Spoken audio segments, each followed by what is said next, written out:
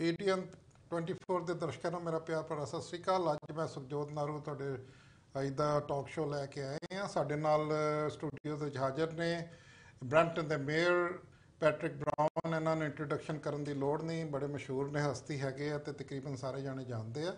ਅੱਜ ਅਸੀਂ ਇਹਨਾਂ ਨਾਲ ਕੋਈ ਗੱਲਬਾਤ ਕਰਾਂਗੇ ਕਿ ਬ੍ਰੈਂਪਟਨ ਦੇ ਵਿੱਚ ਕੀ ਵੇਖਦੇ ਆ ਤੇ ਕੀ ਬ੍ਰੈਂਪਟਨ ਦਾ ਫਿਊਚਰ ਆ, ਤੇ ਬਾਕੀ ਇਹਨਾਂ ਦੇ ਜਿਹੜੇ ਆਪ ਬੀਤੀ ਆ ਜ਼ਿੰਦਗੀ ਪਿੱਛੇ ਬੜੀ ਫੈਸੀਨੇਟਿੰਗ ਆ, ਉਹਦੇ ਬਾਰੇ ਵੀ ਇਹਨਾਂ ਨਾਲ ਗੱਲ ਕਰਾਂਗੇ। ਤੇ ਜੋ ਅੱਜ ਕੱਲ੍ਹ ਚੱਲ ਰਿਹਾ ਸਾਡੇ ਮਾਸ਼ਰੇ ਦੇ ਵਿੱਚ ਉਹਦੇ ਬਾਰੇ ਵੀ ਇਹਨਾਂ ਦੇ ਵਿਚਾਰ ਲਵਾਂਗੇ। So Patrick Brown, welcome to the show today. It's great to finally be on your show. Oh, thank you so much. And it's been fascinating trying to invite you for the last 2 months. I know you're pretty busy, and thank you for finding the time from your busy schedule to be here today. It's a great pleasure. I was watching you very with great interest during your campaigning in Brampton when you ran for mayor, and it's kind of a surprise to everyone here, including myself. So when we did the first Sheridan College with the appointment and beats debates and all that, you came across a very straightforward and extremely aggressive guy, you know, who knows what he's doing about what his plans about Brampton. And I think that's what people liked about you, because you knew what you were doing, and they wanted someone who was positive. They wanted someone who was going to be decisive, and I think that was the deciding cut between Linda Jeffrey and you. And you romped home by about 10 to 12% votes, which was a pretty good showing because it is a very tight race, you know, a very good election. 6 months, 5-6 months have gone down the drain, and now we see 1 or 2 meetings of the council and some town halls and all that stuff, and we see the council settling down a little bit, you know. And whatever people see, I go on meeting people every day, and they say they're pretty, you know, optimistic about the future. So how did you bring this about? How did you infuse the new hope in Brampton? Well, I think we've got some positive things going for our city. I think in the last number of years, we have been disappointed and dismayed. We had a city council that fought over everything. And regardless of who's right or wrong in that equation, and people point the fingers, it was a divided city. On top of that, we simply weren't getting any notice, provincially or federally. Brampton was an afterthought. I think what is a positive synergy for us right now as a city is we've got a great new city council. Let me stress that. We've got a great city council, and I call them Team Brampton. And the city councillors have all said they're checking their egos at the door, they're checking their personal agendas at the door, and myself included. I'm checking my ego, I'm checking my personal history at the door, and we're all putting the city first. And what you've seen right now is people that might have been on different sides before or working as a team. People that might have had opposed each other in past elections have all said what counts most is seeing Brampton back on track. And some of the issues that really divide the city, I look at the LRT motion. We managed to come together and find a compromise motion that united the entire council, 11-0. When it came to doing a value for money audit with KPMG, to look at every penny being spent at City Hall to get our taxes down, 11-0. If you had asked someone 2 years ago if votes at City Council would be 11-0, they would have said you were crazy. And right now that's happening. And that's not always going to be the case, but what I can tell you is the city councillors respect each other, and they want to work together, and that's a very positive signal. Secondly, there's a lot of people talking about Brampton. Whether it's in the House of Commons or at Queen's Park, they're talking about Brampton. Really? They do? We're not an afterthought anymore. Oh, okay. You know, after the election, I got a call from the Prime Minister asking how we can help. When he looked at the municipal election, it wasn't the City of Toronto on the front page, it was the City of Brampton on the front page. Because of the upset and the... We're part of the conversation right now. And what I'm encouraged by, and I said this during the campaign, we're not going to let them walk all over us. Anyone who's elected Premier or Prime Minister does so by winning seats in Brampton. You're never going to win a majority government unless you win seats in Brampton. And let me give you an example. The GO train. Yep. That GO train, they canceled the express train. And we could have just rolled over and said, yeah, that's typical. They don't care about us. You know what we did? We invited all the press to join us on that express train that was canceled. And we created so much noise and so much attention. We rallied together as a city. And I want to thank Councillor Harkirat, Councillor Fortini, and Councillor Vicente, because with very little notice, they joined me on a packed train with all the media to tell our story. And we managed to get the government to walk back their change. And because of so much negative media, they said, okay, Brampton gets their express train back. Well, that's what we're going to do now and in the future. We're going to stand up for our city. And it may have started with the GO train, but it's going to continue on education and healthcare, because we're not second-class citizens in Brampton, and it's about time we stand tall and say we deserve a fair share. What about businesses? Well, I'm glad you asked about that. What is critical for our city is that we bring jobs and investment to the city. One of the things that have really plagued Brampton is that we have lots of residential but very little industry. And so we've done a few changes. When I've talked to business leaders and saying, why don't you invest, why don't you build a plant in Brampton, they've said a few things. Response times are too slow. Okay. They've said taxes are too high. Yes, they are. So we've made some changes. One, we have an economic development expediter, and we have told our team we want the fastest response times. Right now we had the slowest before. Right now, our rule is when it comes to investment opportunity, I want Brampton to have the fastest response times. No red tape. That's the new mentality at City Hall. Number two, we right now are going through our budget process. Other cities are going, their taxes are going up 3, 4, 5%. I know, yeah. The only city that is close to a freeze right now is Brampton. Right now we've got it down to 0.08, and I'm pushing to go further. I want to get a tax freeze on the municipal portion. The KPMG efforts have been very helpful, but the whole team at City Hall has been focused on making sure that we are frugal. And you know what? If we get a tax freeze this year, we'll be the only city, the only major city with a tax freeze, and it will be the first tax freeze in 20 years. And we are this close. We have our final vote. You're still trying to do that, right? Right now we've got it down to 0.08, and I'm going to push, and I'm hoping and I'm optimistic we're going to get it to a freeze. So when are we going to get the report from the KPMG? So an initial report is coming soon. That's the first report, and then we're going to have a subsequent report.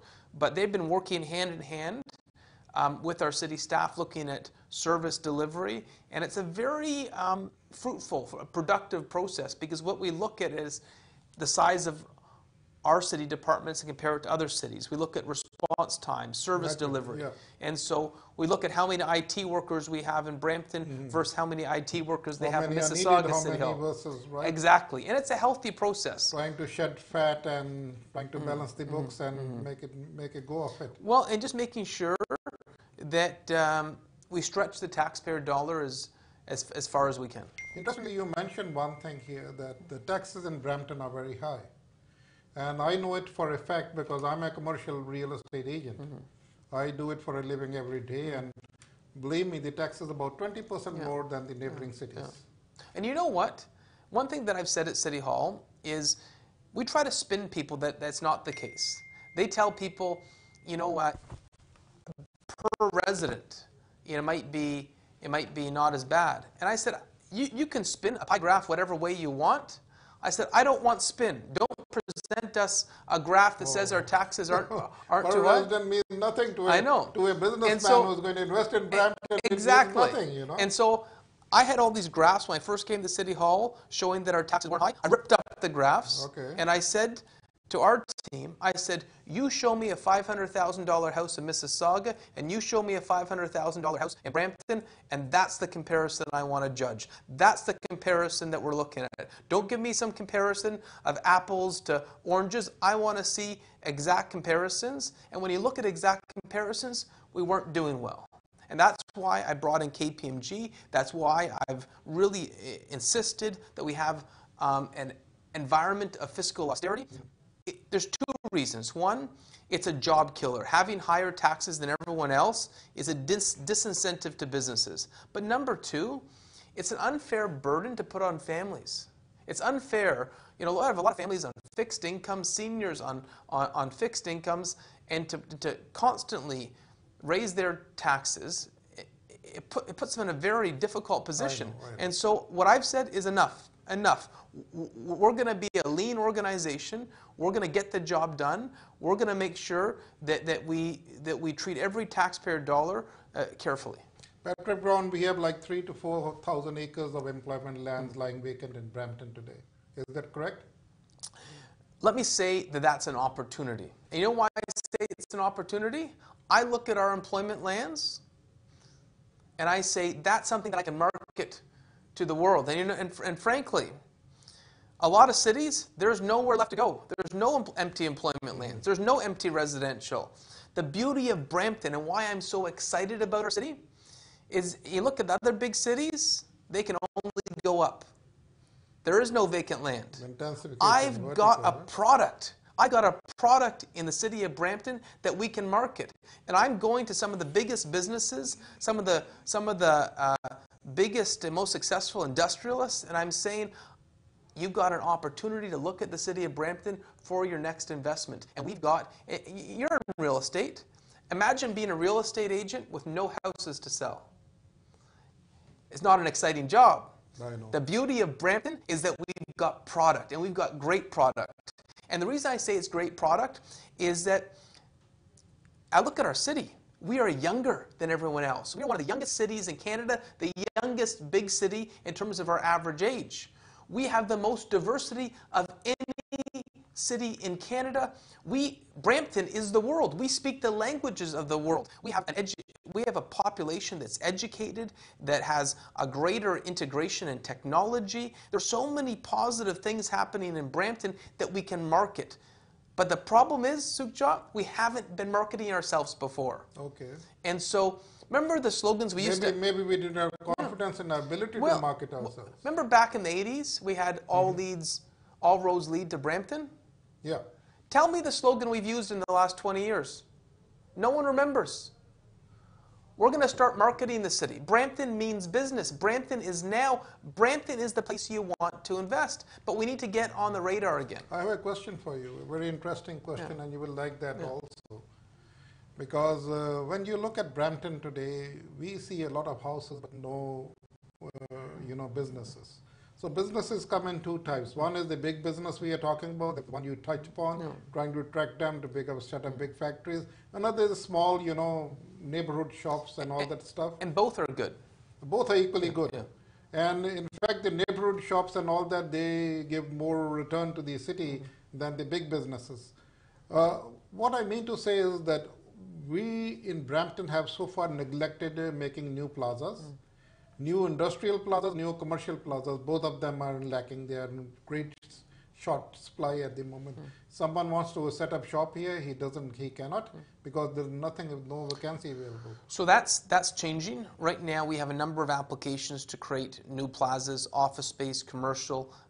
We're going to see that type of investment and that real estate become available. But I also say, a job is a job is a job. Some people say you should only go after tech jobs. You should only go after manufacturing jobs. Go after everyone. My response, anyone wants to come in, A successful city has a diversity of employment. A job is a job is a job. And so, yes, we're going after the big manufacturing, but you know what? We're also setting up our own innovation hub. We're going to have an announcement coming soon, so I'm not going to get ahead of the announcement. Okay. But at 41 George, think what they have with the DMZ, think what they have with Velocity in Kitchener-Waterloo, and very soon we're going to have a Brampton version of that. Yeah, I heard about that. Stay tuned. It's interesting, It's coming soon. Okay. Yeah. Congratulations. Well, that's good news. And what it's about is creating an environment in which small entrepreneurs can become big entrepreneurs, where small ideas can make it to the commercial market. So small ideas become big ideas. So far, Patrick, the city has thought small. Yes. If they think about LRT, they think about LRT like maybe 20 kilometers and then they stop. LRT, in my mind, should be going, stretching from north to south and east to west, linking right there in the one section, you know. And that costs money. It's like $1 billion project and no one is willing to think about that. And here's the problem is that we get intimidated by thinking big, and we shouldn't. I see what Scarborough got on their subway, billions from the federal government. I saw what Vaughan got, billion from the federal government. I look at all these massive investments by Ottawa and Queen's Park, and I think of Brampton, and we've got nothing, peanuts. And that's why we have to say it's easy for premiers or prime ministers to come through Brampton and take a photo op.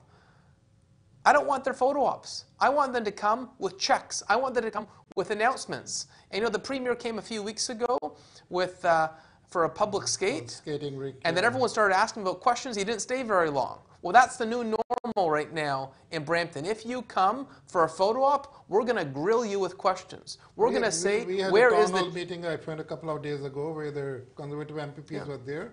They were kind of surprised at the people, you know, because people were asking questions. They were asking questions about the hospital. And Sukhjot, you know what? About time. About time. We don't care about another photo. As a city, we're going to start asking tough questions. And I don't care if it's the Conservatives at Queen's Park or the Liberals in Ottawa. I'm agnostic to partisan politics. My party is the people of Brampton.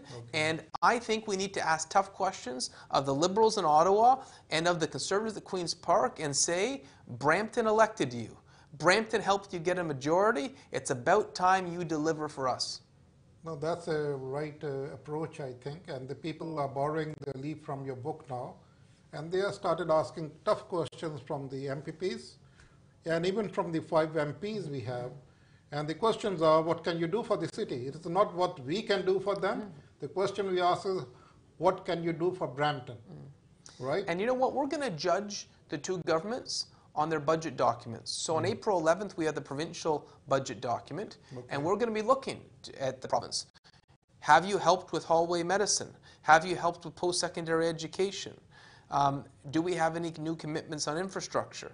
With the federal budget, that's coming up soon. It's on March 19th, if I recall. And on the federal budget with Minister Morneau, we're going to be looking. Is there a contribution for our Centre for Innovation? Is there a contribution to local infrastructure? Is there help for Riverwalk? We're going to be judging the federal government accordingly too. How do these contributions, you know, we have to, the city of Brampton has to kickstart the process of the federal we have a number of projects on the go. I have made the MPPs and the MPs aware of them, and I have had meetings in my office for both MPPs and MPs. I can see that, yeah. And I'm hopeful that our local MPPs are going to be able to get their governments to deliver for us. Particularly the Conservative MPPs we have, they are first-time MPPs.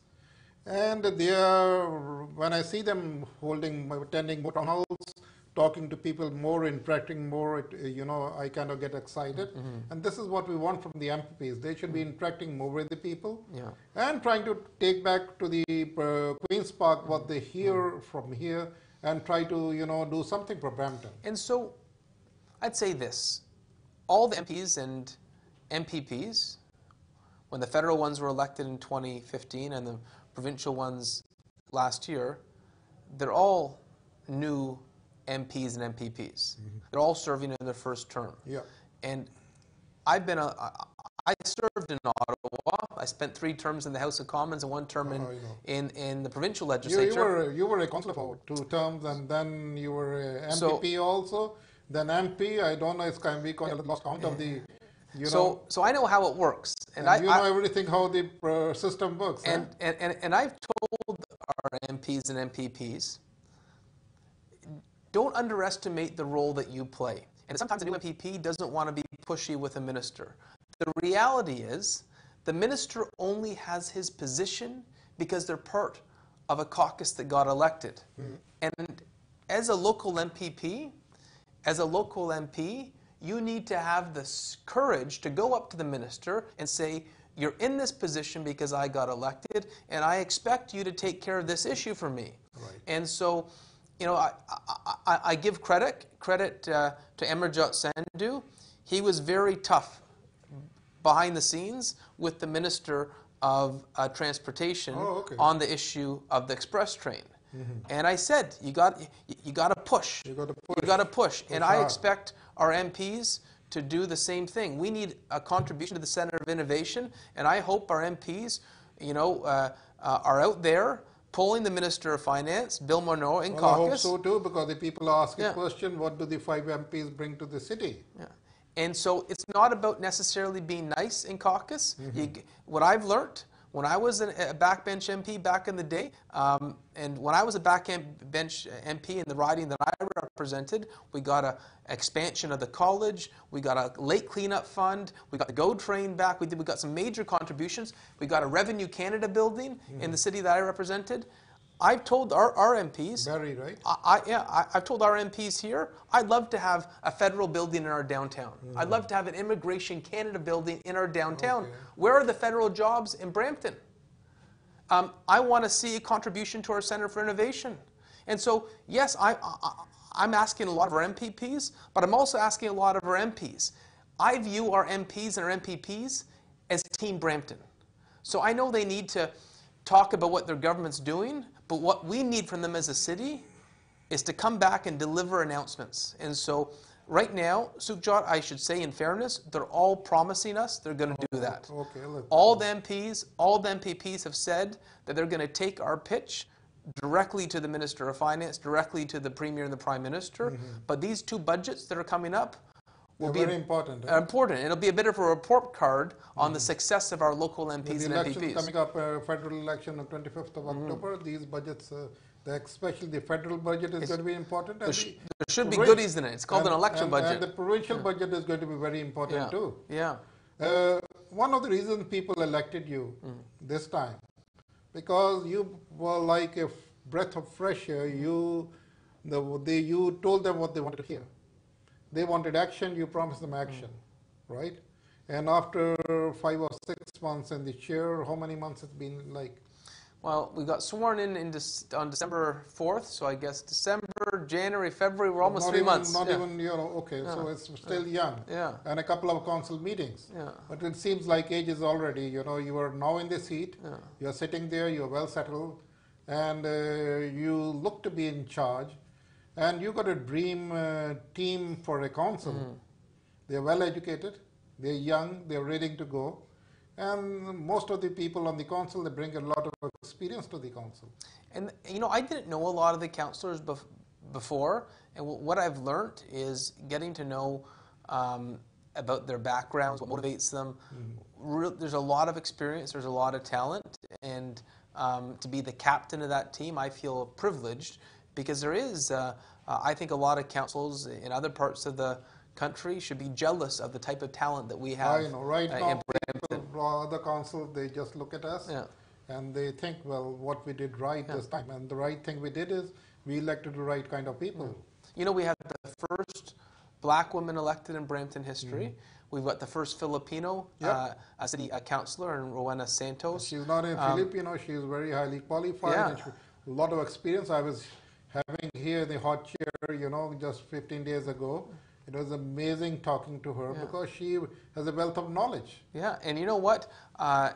She was in the back rooms at Queen's Park, well educated, having worked in the UK. I look at Marta Medeiros, who had worked for the Council of Europe. I look at Jeff Bowman, who had his own marketing and communications company. You know, you look at Doug Willans and Michael Pileshi. They have learnt through their entire lives. You know, Doug Willans' father, Ken Willans, was one of the great mayors that the city had, and to learn from his father is an attribute. Michael Pileshi learned from his father as well. I look at Harkirat Singh. And we're running after the break, so we have to take a break. We'll be back with you shortly. Thank you very much.